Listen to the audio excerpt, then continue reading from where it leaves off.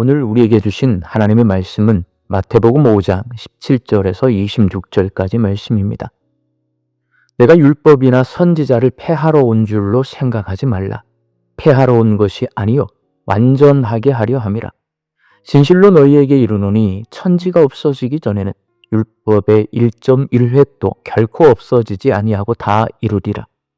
그러므로 누구든지 이 계명 중에 지극히 작은 것 하나라도 버리고 또 그같이 사람을 가르치는 자는 천국에서 지극히 작다 일컬음을 받을 것이요 누구든지 이를 행하며 가르치는 자는 천국에서 크다 일컬음을 받으리라. 내가 너희에게 이르노니 너희 의가 서기관과 바리새인보다 더 낫지 못하면 결코 천국에 들어가지 못하리라. 옛사람에게 말한 바 살인하지 말라. 누구든지 살인하면 심판을 받게 되리라 하였다는 것을 너희가 들었으나 나는 너희에게 이르노니 형제에게 노하는 자마다 심판을 받게 되고 형제를 대하여 라가라 하는 자는 공회에 잡혀가게 되고 미련한 놈이라 하는 자는 지옥불에 들어가게 되리라. 그러므로 예물을 제단에 드리려다가 거기서 내 형제에게 원망 들을 만한 일이 있는 것이 생각나거든 예물을 제단 앞에 두고 먼저 가서 형제와 화목하고 그 후에 와서 예물을 드리라. 너를 고발하는 자와 함께 길에 있을 때에 급히 사화하라. 그 고발하는 자가 너를 재판관에게 내어주고 재판관이 옥리에게 내어주어 옥에 가둘까 염려하라.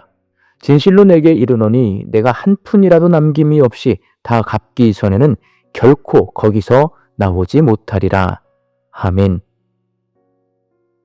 왕으로 취임하신 예수님은 천국이 팔복의 나라임을 말씀하신 후 이어서 율법의 나라라고 말씀하십니다. 본문 17절 말씀입니다. 내가 율법이나 선지자를 폐하러 온 줄로 생각하지 말라. 폐하러 온 것이 아니요 완전하게 하려 함이라. 예수님은 자신이 율법을 완전하게 하는 왕이라고 말씀하시므로 왕이신 예수님이 다스리는 천국이 율법의 나라임을 말씀해 주십니다. 그렇다면 율법의 나라는 과연 어떤 나라일까요? 예수님이 말씀하신 율법의 나라는 하나님의 생각대로 율법을 지키는 나라입니다. 본문 20절 말씀입니다. 내가 너희에게 이르노니 너희 의가 서기관과 바리새인보다 더 낫지 못하면 결코 천국에 들어가지 못하리라. 예수님은 서기관과 바리새인을 외식하는 자들이라고 꾸짖었습니다. 겉으로는 율법을 잘 지키는 척하지만 실제로는 율법을 지키지 않았기 때문입니다. 당시 종교 지도자였던 서기관과 바리새인은 최고위층이고 특권층에 속한 사람들이었습니다.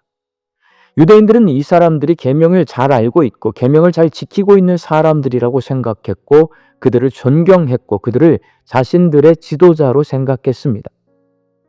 그러나 왕이신 예수님이 다스리는 천국에서 이 서기관과 바리새인은 지극히 작다 일컬음을 받을 자들입니다. 본문 19절 말씀입니다. 그러므로 누구든지 이 계명 중에 지극히 작은 것 하나라도 버리고 또 그같이 사람을 가르치는 자는 천국에서 지극히 작다 일컬음을 받을 것이요 누구든지 이를 행하며 가르치는 자는 천국에서 크다 일컬음을 받으리라. 서기관과 바리새인은 계명을 버린 사람이고 계명을 버려도 되는 것처럼 가르친 사람입니다.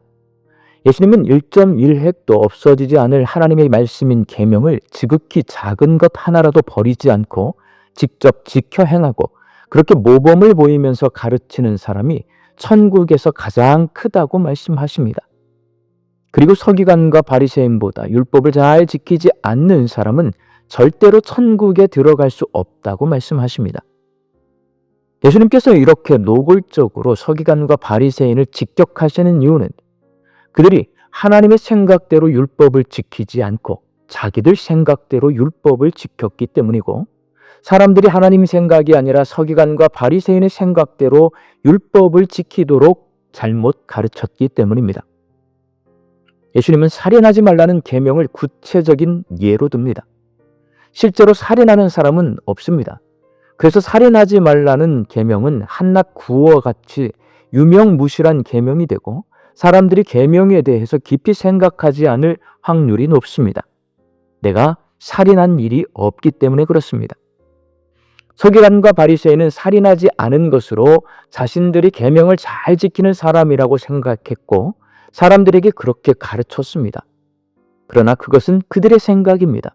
그들은 자신의 생각대로 계명을 지켰고 다른 사람에게 그렇게 지키면 된다고 가르쳤습니다. 그러나 예수님은 살인하지 말라는 계명을 이렇게 해석해 주십니다. 본문 22절 말씀입니다. 나는 너희에게 이르노니 형제에게 노하는 자마다 심판을 받게 되고 형제를 대하여 라가라 하는 자는 공회에 잡혀가게 되고 미련한 놈이라 하는 자는 지옥불에 들어가게 되리라. 여기서 형제에게 분노하는 것은 살인의 출발점입니다. 그냥 맨정신에 사람을 죽이지 않습니다. 화가 나서 사람을 죽입니다. 예수님은 분노하면 심판받게 된다고 말씀하십니다. 그리고 쓸모없는 놈이라는 의미를 가지고 있는 라가라고 욕하면 잡혀가게 되고 미련한 놈이라고 욕하면 지옥불에 들어가게 된다고 말씀하십니다. 형제에게 분노하는 것, 쓸모없고 미련하다고 욕하는 것이 살인이라고 말씀하십니다.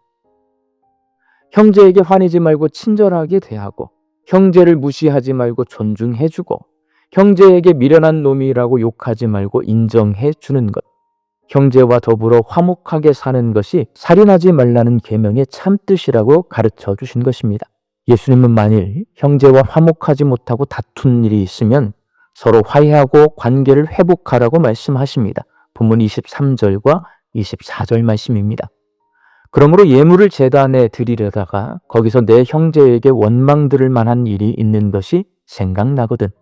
예물을 제단 앞에 두고 먼저 가서 형제와 화목하고 그 후에 와서 예물을 드리라.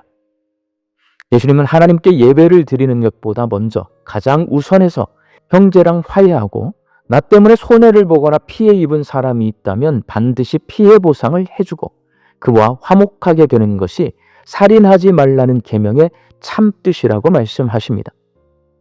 예수님은 이 가르침을 통해 왕이신 예수님이 다스리는 천국이 사람의 생각대로 계명을 지키는 나라가 아니라 하나님의 생각대로 계명을 지키는 율법의 나라임을 말씀하십니다. 사랑하는 광주 양림교회 성도 여러분, 서기관과 바리새인처럼 우리도 내가 살인자라고 생각하지 않습니다. 우리들 대부분은 살인이라는 말조차도 입에 담지 않고 삽니다. 그러나 오늘 예수님의 말씀을 듣고 난 후 나는 살인자일 확률이 높습니다. 누군가에게 화를 내고 누군가를 무시하고 누군가를 욕하면 살인자입니다. 누군가의 마음을 아프게 하고 누군가에게 피해를 주면 살인자입니다. 예수님은 우리가 살인자라고 정죄하려고 이 말씀을 하신 것이 아닙니다. 이웃과 화목하게 사는 것이 얼마나 중요한 것인지를 말씀하시려고 살인하지 말라고 말씀하신 것입니다. 가족과 성도들과 이웃과 좋은 관계를 맺고 사는 것은 예수 믿는 천국 백성이 가장 우선해야 할 모습입니다. 우리 광주 양림교회 성도들이 가족과 성도들과 이웃과 좋은 관계를 맺고 화목하게 살아서 왕이신 예수님께서 다스리는 율법의 나라인 천국 백성으로 사시기를 주의 이름으로 축원합니다. 함께 기도하겠습니다. 하나님의 말씀을 내 생각대로 해석하고 지키는 것이 아니라 하나님의 생각대로 올바로 해석하고 지킬 수 있게 하여 주옵소서. 살인하지 말라는 말씀을 통해 우리에게 형제와 성도들과 이웃들과 화목하게 살 것을 요청하시는 하나님의 음성을 들었습니다. 주의 말씀 앞에 순종하게 하여 주옵소서. 서로 좋은 관계를 맺고 화목하게 살게 하여 주시옵소서. 그래서 왕이신 예수님께서 다스리는 천국 백성으로 살게 하여 주옵소서. 말씀 듣고 세상을 향해 나아갑니다. 하나님, 날씨가 차가워졌습니다. 우리 양림의 성도들 강건케 하여 주시옵소서. 일용할 양식을 거두며 자족과 감사함으로 살게 하여 주옵소서. 흩어져 살고 있는 내 가족과 자녀들이 주님이 주시는 은혜 아래 거할 수 있게 하여 주시옵시고 주의 말씀에 순종하는 천국 백성으로 살게 하여 주옵소서. 육신이 연약할 선악기를 간구하는 환우들이 있습니다. 예수님의 능력으로 치유함을 얻게 하여 주시고 오랜 시간 침상에 누워 계시는 장기 환우들과 어르신들이 천국 소망 붙들고 오늘 이 하루를 살게 하여 주옵시며 애쓰고 힘써서 돌보는 가족들 위에 새 힘을 더하여 주옵소서. 예수님의 이름으로 기도하옵나이다. 아멘.